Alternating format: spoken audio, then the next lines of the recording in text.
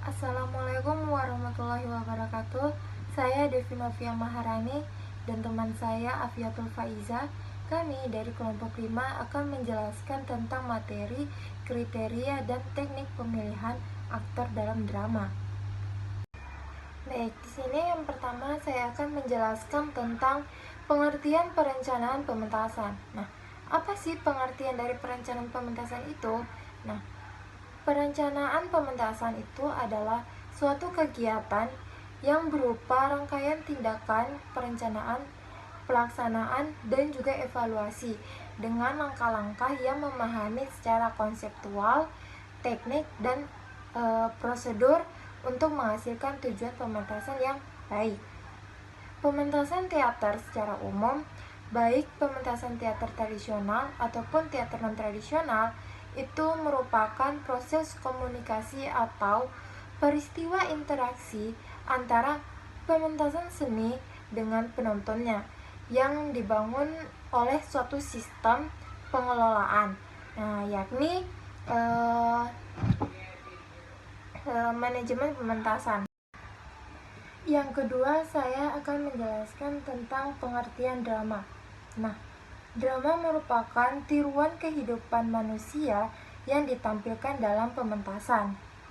Melihat drama, penonton seolah-olah melihat kejadian yang berada dalam masyarakat. Nah, drama adalah potret atau cerminan kehidupan manusia, seperti suka duka, pahit manis, dan hitam putihnya kehidupan yang ada di masyarakat. Dasar lakukan drama adalah konflik manusia. Seluruh perjalanan drama berisi konflik antar tokoh. Nah, konflik itu terjadi antara dua pihak, yaitu tokoh yang mendukung cerita dan tokoh yang melawan arus cerita. Nah, pengertian tentang drama ini juga banyak dikenal bahwa drama adalah cerita atau tiruan perilaku manusia yang dipentaskan. Nah, muncullah pengertian tersebut jika ditinjau dari makna kata drama itu sudah tepat. Nah, kata drama itu pun yang berasal dari Yunani, ini draumi, yaitu yang berarti berbuat, berlaku, bertindak, atau beraksi dan sebagainya. Nah, berikut ada kriteria dan teknik pemilihan aktor dalam drama. Nah, seorang pemeran drama sebaiknya benar-benar menguasai teknik bermain dalam peran agar aktingnya tidak terkesan asal-asalan dan juga lebih dapat menyampaikan pesan dari maksud naskah atau drama tersebut kepada penonton. Nah, dalam ilmu bahasa Indonesia, teknik peran atau acting adalah cara mendayagunakan peralatan ekspresi baik jasmani maupun rohani, serta keterampilan dalam menggunakan unsur penunjang. Nah, di sini ada beberapa hal yang termasuk alat ekspresi jasmani, diantaranya seperti yang pertama ada keterampilan menggunakan tubuh, kedua kelunturan tubuh, dan ketiga kewajaran bertingkah laku, keempat ada kemahiran dalam vokal, dan yang kelima ada kekayaan imajinasi yang diwujudkan dalam tingkah laku, dimana nanti mereka bisa mengekspresikan imajinasi mereka dalam peran tersebut. Pengertian selanjutnya akan dijelaskan oleh rekan saya Afiatul Faiza. Selanjutnya ada peralatan ekspresi yang bersifat kejiwaan. Jadi seorang aktor atau aktris itu harus memiliki kriteria tersebut, yaitu yang pertama ada imajinasi, yang kedua emosi, yang ketiga kemauan, yang keempat daya ingat, yang kelima intelijensi. Intelijensi itu sama dengan kecerdasan. Jadi seorang aktor itu harus cerdas dalam memainkan sebuah drama. Karena misal seorang aktor itu lupa saat membacakan dialog, dia tuh harus bisa improvisasi, dalam arti dia tuh harus bisa tetap melanjutkan dialognya walaupun dia itu sedang lupa. Jadi dia itu harus bisa merangkai dialog sendiri sekiranya dia itu tidak keluar dari cerita yang telah di setting seperti itu.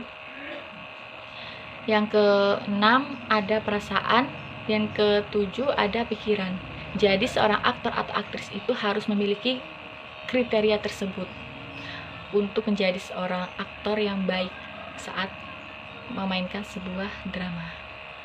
Selain ekspresi, seorang aktor dan aktris harus mampu membawakan dialog dengan baik.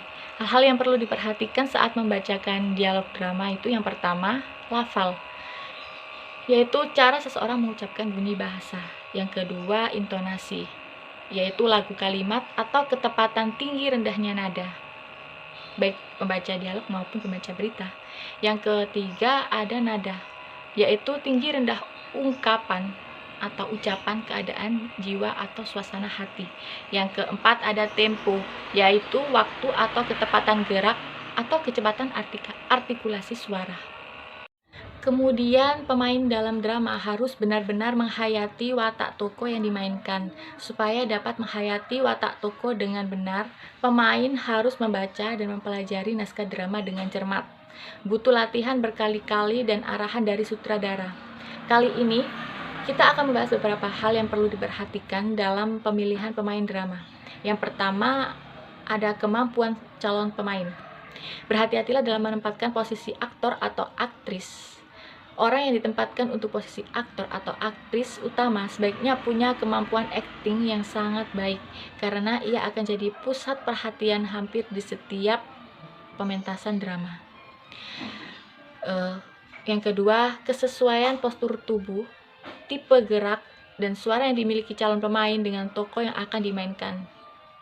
Misalnya kalau kamu ingin memilih seorang pemain untuk memerankan tokoh pengemis miskin, pilihlah aktor atau aktris yang tubuhnya lebih kurus. Kalau kamu ingin memilih pemain untuk memerankan tokoh seorang raja, pilihlah yang suaranya berwibawa. Yang ketiga ada kesanggupan calon pemain untuk memerankan tokoh dalam drama.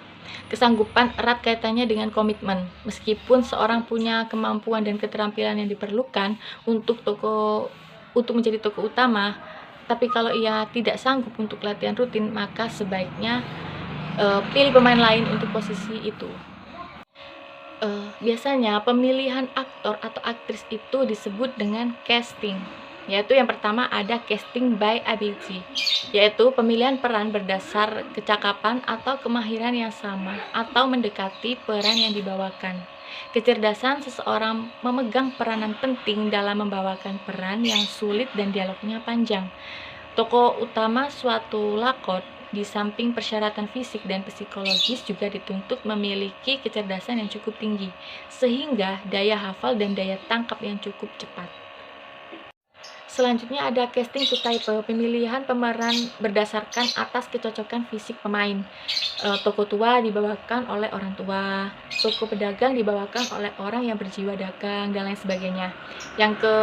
Berikutnya yang ketiga ada anti type casting, pemilihan pemeran bertentangan dengan watak dan ciri fisik yang dibawakan. Sering pula disebut educational casting, karena bermaksud mendidik seorang pemeran watak dan tokoh yang berlawanan dengan wataknya sendiri dan ciri fisiknya sendiri. Yang keempat ada casting to emotional temperament, yaitu pemilihan pemeran berdasarkan observasi kehidupan pribadi calon pemeran. Mereka yang memiliki banyak kecocokan dengan peran yang dibawakan dalam hal emosi dan temperamentnya akan terpilih menjadi tokoh itu. Pengalaman masa lalu dan hal emosi akan memudahkan pemeran tersebut dalam menghayati dan menampilkan dirinya sesuai dengan tuntutan cerita. Temperamen yang cocok akan membantu proses penghayatan diri peran yang dibawakan. Ada therapeutic casting, yaitu pemilihan pemeran dengan maksud untuk menyembuhkan terhadap ketidakseimbangan psikologis dalam diri seseorang. Biasanya watak dan temperamen pemeran bertentangan dengan tokoh yang dibawakan. Misalnya Orang yang selalu ragu-ragu harus berperan sebagai orang yang tegas, cepat memutuskan sesuatu. Seorang yang curang memerankan tokoh yang jujur atau jahat berperan sebagai polisi. Jika kelainan jiwa cukup serius, maka bimbingan khusus sutradara akan membantu proses terapeutik itu. Sekian presentasi yang dapat saya sampaikan bersama rekan saya, Devi Novia. Apabila ada kesalahan kata maupun kurangnya, kami mohon maaf yang sebesar-besarnya. Akhiron, wassalamualaikum warahmatullahi wabarakatuh.